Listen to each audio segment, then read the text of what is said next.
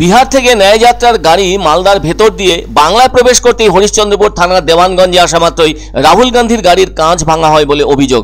এদিকে হরিশ্চন্দ্রপুর 2 ব্লকের মোহরাইতে রাহুল গান্ধীর জনসভা হওয়ার কথা ছিল, তবে জনজোয়ারের কারণে ওখানে বিশৃঙ্খলা দেখা দিয়েছিল। ফলে ওখানকার সভা বাতিল করে ভালুকার উদ্দেশ্যে রওনা দেন রাহুল গান্ধী। এদিকে তার কালো গাড়ির পিছনের কাঁচ ভেঙে যায়। উল্লেখ্য, এর আগেও বিজেপির সর্বভারতীয় সভাপতি জেপি নাড্ডার গাড়িতেও ঝামেলা করা হয়েছিল। আর এক্ষেত্রে বাংলার ভেতরে চূড়ান্ত অব্যবস্থার মুখে পড়ল কংগ্রেস সাংসদ রাহুল গান্ধীর গাড়ি। এ ব্যাপারে কংগ্রেসের অভিযোগ, কেউ হয়তো ইট জাতীয় কিছু ছুঁড়ে তাদের নেতার গাড়ির কাঁচ ভেঙেছে। এমন ঘটনা প্রসঙ্গে প্রদেশ কংগ্রেস নেতা অধীর রঞ্জন চৌধুরী বলেন, কে ভেঙে থাকতে পারে তা বুঝে নিন। আর আমি গাড়ির ভেতরে ছিলাম, পেছন থেকে কারা ঢিল ছুঁড়েছে তা দেখতে পাইনি। তবে এখানে প্রতি পদে পদে রাহুলকে বাধা দেওয়া হচ্ছে, আর আমরা এখানে জানি অতিথি দেবো ভব। এমন বাধা দেওয়ার ঘটনা কোচবিহার থেকে শুরু হয়েছে।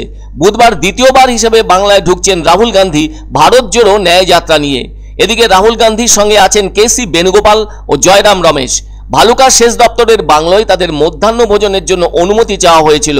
এ ব্যাপারে কংগ্রেসের মালদার কার্যকরী সভাপতি কালীসাধন রায় শেষ দপ্তরের সচিবের কাছে অনুমতি চেয়েছিলেন লিখিতভাবে, কিন্তু তাতে অনুমতি মেলেনি। এমনকি গনি খানের পরিবারের পক্ষ থেকে অনুমতি চাওয়া হলেও সেটাও মেলেনি বলে অভিযোগ জেলা কংগ্রেসের। কংগ্রেসের পক্ষ থেকে অভিযোগ উঠেছে, রাহুল গান্ধীর ন্যায় যাত্রার জন্য কোনো ধরনের অতিথিশালা কিংবা কোথাও স্টেডিয়াম দেওয়া হচ্ছে না।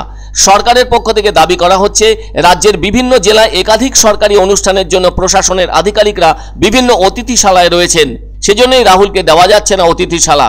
এক্ষেত্রে প্রদেশ কংগ্রেসের সভাপতি অধীর রঞ্জন চৌধুরী বলেন, ওপর মহলের চাপেই এমন অসহযোগিতা করা হচ্ছে। এর আগে অধীর রঞ্জন চৌধুরীকে বলতে শোনা গিয়েছিল, বিজেপির বিরুদ্ধে কথা বলার জন্য রাহুল গান্ধীকে লোকসভার সদস্য পদ হারাতে হয়েছিল।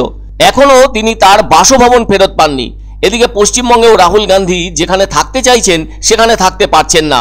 অন্য 5 জন যে সুযোগ পেয়ে থাকেন সেটুকুই তাকে দেওয়া হোক বলে দাবি অধীর রঞ্জন চৌধুরীর।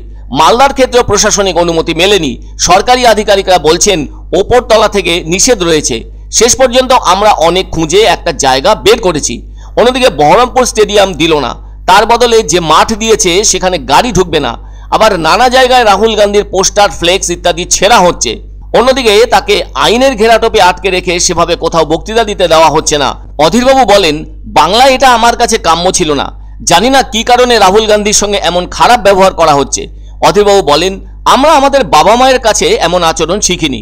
তবে পশ্চিমবঙ্গে রাহুল গান্ধীর ভারত জোড়ো ন্যায় যাত্রা ঢোকার আগের দিনই কংগ্রেসের সঙ্গে রাজ্যে আসন সম্ভাবনায় একরকম জল ঢেলে দিয়েছেন তৃণমূল সুপ্রিমো মমতা বন্দ্যোপাধ্যায়। তারপর শাসক দলের পক্ষ থেকে দাবি করা হয়, প্রদেশ কংগ্রেস সভাপতি অধীর রঞ্জন চৌধুরীর একরোখা মানসিকতার জন্য এই রাজ্যে তৃণমূলের সঙ্গে কংগ্রেসের আসন সমঝোতার চেষ্টা পুরোপুরি ব্যর্থ হয়। তাই অনেকে বলছেন, দারুণ অসহযোগিতা করা হচ্ছে বাংলায় রাহুল গান্ধীর সঙ্গে, যা কোনোভাবেই সমীচীন হচ্ছে না। যারা ভাঙার তারাই ভাঙছে। এখানটায় প্রথম কথা যে আমরা যেখানে এসেছি, এই যে শিবির করেছি রাহুল গান্ধীকে দুপুরে খাওয়ানোর জন্য, এটাই তো জায়গা পাচ্ছিলাম না আমরা। এখানটায় ভালুকাতে ইরিগেশন বাংলোতে আমরা চেয়েছিলাম যে রাহুল গান্ধী দুপুরে খাবে, একটু পারমিশন দিই, দুপুরে খেয়েই তো বেরিয়ে যাবে একটু পরে, তাও আমাদেরকে অনুমতি দেওয়া হয়নি। তাই বাধ্য হয়ে জায়গা খুঁজতে খুঁজতে খুঁজতে খুঁজতে এইখানে আমরা এসে পৌঁছেছি। আপনারা দেখলেন যে রাস্তায় রাহুল গান্ধী যাবে বলে কংগ্রেসের লোকরা উচ্ছ্বাসে পতাকা তো লাগাবেই, তার উপরে অন্য দলের পতাকা, ছবির বদলে পাল্টা ছবি। এই ধরনের কোনো মানে হয় না এই সংকীর্ণতা, এটুকু বলতে পারি। অসহযোগিতা তো বটেই, তার সঙ্গে বিরোধিতা প্লাস সংকীর্ণতা। সব থেকে বড় কথা হচ্ছে যে এই বাংলার সংস্কৃতি কি, অতিথি দেবো ভব। আমাদের সঙ্গে শত্রুতা থাকলেও আমরা কাউকে অবজ্ঞা করি না আতিথেয়তার ক্ষেত্রে।